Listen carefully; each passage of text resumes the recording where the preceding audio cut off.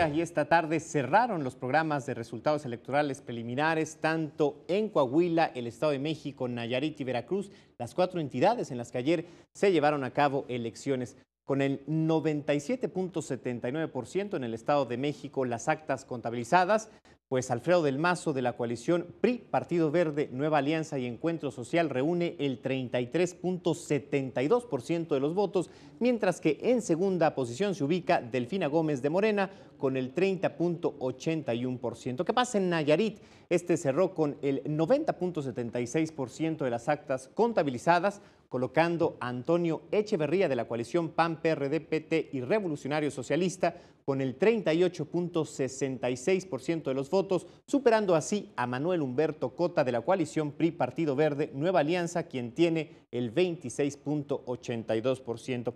En Coahuila, el priista Miguel Ángel Riquelme tiene el 38.31% de los votos sobre el 36.81% que le correspondería al panista Guillermo Anaya, aunque 28% de las casillas no lograron ser contabilizadas debido a múltiples inconsistencias, por lo que la autoridad electoral pide a los contendientes no declararse ganadores, cosa que después de las 8 de la noche hicieron ambos. En Veracruz, donde se eligieron ayuntamientos, cerró el conteo con el 99.99%, prácticamente el total, colocando a la coalición PAN-PRD a la cabeza con 112 municipios sobre la coalición PRI-Partido Verde, que tiene 36 ayuntamientos. Recordemos que los resultados presentados son preliminares, solo tienen un carácter informativo y no son definitivos. Estos vendrán el próximo día miércoles.